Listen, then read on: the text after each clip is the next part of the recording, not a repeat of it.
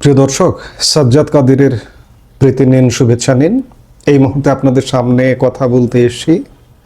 সরকারের শেষ মুহূর্তে এসেও একের পর এক আন্তর্জাতিক চুক্তির জালে জড়াচ্ছে কেন সরকার? গোপন উদ্দেশ্য কি ইউনূস সরকারের? এই প্রসঙ্গগুলো নিয়ে আপনাদের সামনে এই মুহূর্তে কথা বলতে এসেছি। দর্শক, বাংলাদেশের রাজনীতি এখন চরম এক নাটকীয় মোড়ে। হাতে সময় মাত্র মাঝখানে 4 দিন, এরপরে আসন্ন জাতীয় সংসদ নির্বাচন, যার জন্য দেশবাসী বলা যায় অপেক্ষা করছে। এটাও বলবো না, কারণ নির্বাচনটা একটা একতরফা নির্বাচন হচ্ছে। দেশবাসী অপেক্ষা করছে যে এই নির্বাচনের মাধ্যমে আসলে কি ঘটতে যাচ্ছে, কি রূপান্তর ঘটতে যাচ্ছে, এই বিষয়টা নিয়েই কৌতূহলীভাবে অপেক্ষা করছে দেশবাসী।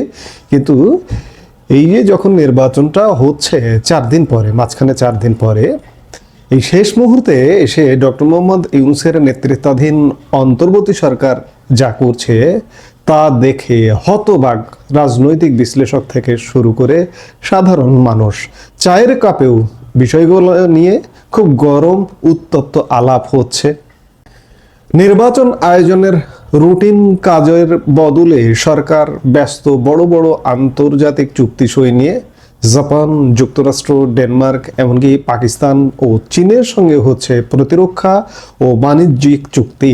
প্রশ্ন উঠছে, যাদের মূল কাজ ছিল রাষ্ট্র সংস্কার করে নির্বাচন দেওয়া, তারা কি শেষ মুহূর্তে এসে বাংলাদেশকে কোনো ভূ রাজনৈতিক ফাঁদে ফেলছে, নাকি এর পেছনে আছে অন্য কোনো সমীকরণ?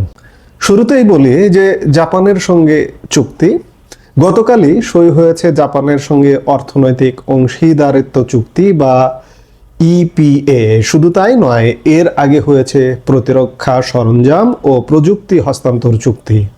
বিশেষজ্ঞরা বলছেন এটি কেবল ব্যবসা নয়, বঙ্গোপসাগরে চীনের বেল্ট অ্যান্ড রোড ইনিশিয়েটিভ প্রকল্পের বিপরীতে জাপান ও ভারতের যে কৌশলগত অবস্থান, বাংলাদেশ সেখানে সরাসরি জড়িয়ে যাচ্ছে।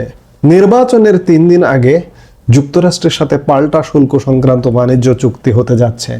বাণিজ্য সচিব বলছেন এতে বিমান কেনার সক্ষমতা বাড়বে। অর্থাৎ আমরা কি আবার সেই বোয়িং কেনার বিলাসিতায় যাচ্ছি, যখন দেশের অর্থনীতি এখন নড়বড়ে? এবার নজর দেওয়া যাক আমাদের অর্থনীতির লাইফ লাইন চট্টগ্রাম বন্দরের দিকে। ডেনমার্কের কোম্পানিকে 33 বছরের জন্য দেওয়া হয়েছে লালদিয়া টার্মিনাল। আর এখন বন্দর কর্মীদের বাধা উপেক্ষা করে দুবাইয়ের ডিপি ওয়ার্ল্ডকে দেওয়া হচ্ছে নিউমোরিং কন্টেনার টার্মিনাল। এখানে সবচেয়ে ভীতি জায়গা নিয়ে বিষয় হলো নন ডিসক্লোজার বা গোপনীয় চুক্তি। অর্থাৎ এই চুক্তিতে দেশের কি লাভ বা ক্ষতি হচ্ছে তা জনগণ জানতে পারবে না। কিন্তু বাস্তবতা হলো এই সিদ্ধান্তগুলো নেওয়ার নৈতিক অধিকার কেবল একটি নির্বাচিত সরকারের। অন্তর্বর্তী সরকার কেন এই তাড়াহুড়ো করছে? তবে কি পর্দার আড়ালে কোনো বিশেষ গোষ্ঠীর স্বার্থ কাজ করছে? অন্তর্বর্তী সরকারের সবচেয়ে চমকপ্রদ বিষয় হলো প্রতিরক্ষা খাতের কেনাকাটা।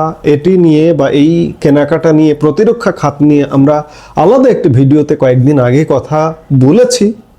চীনের ড্রোন কারখানা, J-10CE যুদ্ধ বিমান, এমনকি পাকিস্তান থেকে JF-17 থান্ডার যুদ্ধ বিমান কেনার আলোচনা।